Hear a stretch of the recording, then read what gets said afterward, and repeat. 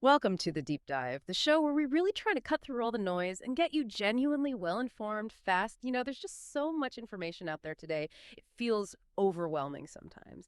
Getting past that sort of surface level stuff to real, deep expertise, it's tough. And when we bring artificial intelligence into it, well, that raises an even bigger question, doesn't it? How do we actually help AI get that profound, nuanced kind of knowledge? So today we're digging into some really fascinating research coming out of Princeton University. The paper's called Bottom-Up Domain-Specific Superintelligence. A reliable knowledge graph is what we need. And this isn't just about making AI generally smarter. It's really pushing towards something new, AI that's deeply expert in very specific fields. Exactly. And our mission here in this deep dive is to unpack how this bottom-up idea, using something called knowledge graphs, Right. how it might unlock a new kind of AI superintelligence. We're talking about AI that isn't just broad, but incredibly deep, really insightful within specific areas. And what's really exciting, I think, is that this isn't just theory. They've actually validated this in medicine, which is, a hugely critical field. So we'll explore what that means for AI's evolution and maybe even uncover some surprising ideas for how you might think about learning, too. Okay, let's get into it then. Most of the AI we hear about, the large language models, the LLMs, they're usually trained top down, right? Meaning they just absorb enormous amounts of text from all over the internet. And they're amazing, great for general tasks, cross-domain stuff. You can ask them pretty much anything. But what's the real limitation there? When you need true, deep, reliable expertise in one specific area, what's missing? That's the crucial point. That top-down way of learning. It's great for being a generalist, but it mostly just captures what the researchers call surface-level regularities. Think of it like this. It's like reading a whole bunch of encyclopedia summaries versus actually following a textbook, where you start with chapter 1, the basics, and build up step by step. That deep foundational understanding. The top-down approach alone is often insufficient for acquiring domain-specific abstractions required for deep expertise. It knows about things, but maybe doesn't deeply understand the connections in a structured way. Right, so reading summaries gives you breadth, but not that deep structured, almost pedagogical understanding you get from, like you said, a textbook approach.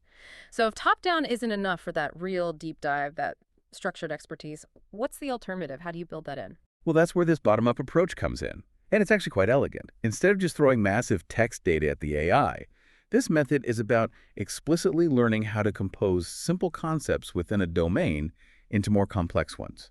It's literally building understanding from the ground up. Foundational facts first, then the relationships between them. And the key tool for this bottom-up building, it's knowledge graphs, or KGs. Imagine a super organized map of facts for a specific field. You've got nodes. These are specific concepts or entities like methane or maybe aspirin in medicine. And then you have edges connecting them. These edges represent relationships, facts, usually as head, relation, tail, triples.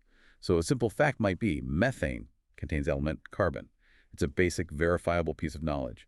This structure is way more organized than just raw text. Okay, so it's not just isolated facts, it's about the connections. You mentioned a KG path. That sounds like linking these facts together. Exactly. A KG path is just a sequence of these connected triples.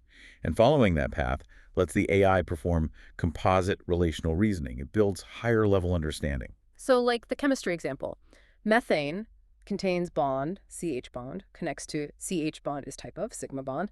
Then sigma bond has property, single covalent bond. Suddenly you've built a complex idea from simple steps, or the medical one they used. Diabetes mellitus predisposes to kidney diseases, I causes anemia. That's a real clinical reasoning chain, isn't it? Much deeper than just knowing definitions. Precisely. That kind of structured multi-step knowledge is really hard to reliably pull out of just general web text. And for this work, they focused on medicine, using the Unified Medical Language System, KG, the UMLS, which is, as you said, expert curated and reliable, a solid foundation. Right. And the core idea, the really clever part, is that these KG paths, these logical chains, can be directly translated into grounded natural language reasoning tasks. Basically, questions for the AI. You turn these structured paths into problems the AI learns to solve by following the logical steps. It's like giving it a guided reasoning exercise. Okay, and they developed a whole task generation pipeline for this, guided by what? Three main ideas. Closed-endedness was one, right? So there's always a clear, correct answer traceable back to the KG path, no ambiguity. Yep, that's critical. Then steerable complexity, meaning they could control how hard the questions were, by using shorter or longer KG paths. Exactly. Yeah. Simple questions from one-hop paths, harder ones from 2 or 3 hops. And diversity, making sure they covered a wide range of the knowledge graph, not just clustering around common topics. That's right. So the pipeline itself, it has several stages. First is path traversal. They sample these multi-hop paths like 1-hop, 2-hop, 3-hop paths, carefully managing the complexity. And they use diversity sampling too, focusing on less used nodes sometimes to make sure they get broad KG coverage. Don't want the AI to just learn the most common stuff. Makes sense. What's next? Then comes question-answer generation. They use a back-end LLM Gemini 2.0 Flash specifically to take that KG path and turn it into a multiple-choice question. Often they wrap it in a little clinical vignette to give it context, especially for medicine. The question essentially asks the AI to make the connection along the path. Okay, so path becomes a contextual question. Right. And then this next part is really interesting, I think. Thinking trace generation. They use a stronger LLM, Gemini 2.5 Pro, to generate these detailed step-by-step thinking traces. These traces show exactly how to reason along the KG path to get the right answer. It's like showing your work in math class. Ah, so it's not just the answer, it's the how. Like for that lung condition example, it would literally trace the condition leads to pulmonary hypertension, which is treated by, say, nitric oxide. Precisely that. All right. It grounds the reasoning explicitly in a KG structure. It's the rationale. Okay, path, question, rationale. What else? Well, this is crucial, especially for medicine, correctness filtering. And here, a really fascinating pattern emerges. They don't just trust one AI. They use 2 independent LLM graders, Gemini 2.0 Flash and Quinn 2.572b, to check everything: the question, the answer, the thinking trace. 2 graders, why 2? For robustness. It's a double check against hallucinations or factual errors, which even powerful models can make. You need that cross-model consistency. If both independent graders agree it's logically sound and medically accurate, then it passes. It's a strong safeguard. In medicine, you absolutely need that reliability. Wow, that is rigorous. 2 independent AI checks. And the scale of this. They created how many tasks? Yeah, the final curriculum had 24,000 high-quality medical reasoning tasks, a huge amount of curated data. That's incredible dedication. Okay, so they built this super specialized medical AI, QWQ Med 3, using this curriculum. How did they test it? They needed a specialized test too, so they introduced ICD-Bench. It's a new evaluation suite designed specifically to measure this kind of deep, domain-specific reasoning. ICD-Bench. So based on the International Classification of Diseases. Exactly. It has 3,675 high-quality questions spread evenly across 15 different ICD categories. And the key thing you mentioned earlier, these aren't simple recall questions, right? They're based on novel paths in the UMLS KG. That's right. They require the AI to actually perform that compositional reasoning, connecting the dots along the path. And critically, they deliberately left out the simple one-hop tasks in ICD-Bench. Why is that? To minimize bias towards simple recall or memorization. They wanted to make sure it was really testing deeper reasoning, not just spitting back facts. It probes both breadth and depth. Okay, makes perfect sense. A tough, focused benchmark. So the moment of truth. How did QWQ Med 3, the model trained bottom-up, do against the big players on ICD-Bench? What did they find? The results were pretty striking. First off, significant outperformance. QWQ Med 3 significantly outperforms state-of-the-art open source and proprietary reasoning models. We're talking models like O3, even Gemini 2.5 Pro across all 15 ICD categories. Wow, all 15, even though QWQ Med 3 is what, a 32 billion parameter model? Smaller than some of those others? Exactly. That's the surprising pattern. A relatively smaller model, when fine-tuned with this meticulous structured bottom-up curriculum, can actually beat much larger generalist models in its specialized domain. And this was especially true in the less prevalent categories, things like congenital abnormalities, nervous system disorders, areas where general models might not have seen as much data. That's fascinating. So focus training trumps sheer size for niche expertise. What else? Then there's robustness to task difficulty. QWQ Med 3 didn't just win, it especially widened the performance gap on the hardest tasks in ICD-Bench. On those toughest questions, the base models, the ones without the special curriculum, they had near zero accuracy. Basically, they couldn't answer them at all. Near zero. Ouch. Yeah. But QWQ Med 3 almost entirely closed that gap. Which, really makes you think, doesn't it? What kind of training truly builds that robust problem-solving ability, especially when things get difficult? It suggests this structured, bottom-up approach is key for tackling complexity, not just knowing facts. Which leads right into the next point, bridging the recall reasoning gap. This is huge. They found the base model, the generalist one, can recall but fails to reason over retrieved knowledge. Oh, It might pull up relevant facts, especially for simple questions. but it can't connect them, like having dictionary definitions but not being able to write an argument. Exactly. It struggles to integrate the facts into a coherent reasoning chain for multi-step problems. But the curriculum-tuned models, like QWQ-Med3, they showed both strong recall and they could effectively utilize recalled paths to do that multi-step inference. They actually used the knowledge effectively. So they close the loop between knowing and reasoning. That's a big deal. It really is. And another interesting finding was around inference time scaling efficiency.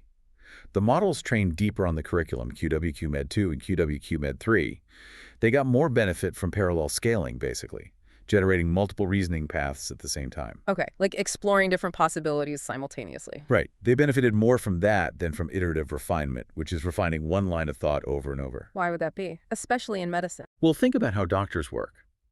Diagnosis often involves early differential diagnosis, right? Considering multiple potential causes at once.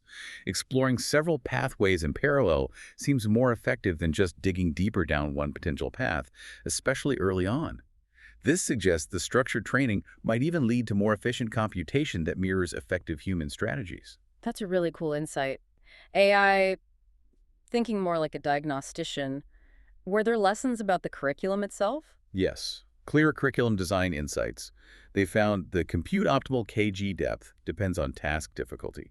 Basically, for easy tasks, shallow paths, simple facts are fine. For medium tasks, you need a mix. But for the really hard problems, that's when those deep multi-hop traces become critical. You need that complex, step-by-step reasoning. It gives clear guidance on how to build these curricula effectively. So tailor the curriculum complexity to the task difficulty. Makes sense. Did the specialized knowledge transfer? Did it help on other medical tests? It did. That's the transferability piece. QWQ-Med3 was able to transfer acquired expertise to improve the performance of the base model on standard external benchmarks, too. MedQA, MedMSQA, MMLU-Med, PubMed-QA. So the deep learning wasn't just confined to ICD-Bench. It generalized, improving performance more broadly within medicine. Okay, this is all very compelling for specialized AI. Let's zoom out now. Thinking bigger picture. What does this bottom-up approach suggest about the future of artificial general intelligence, AGI? Does it change how we might get there?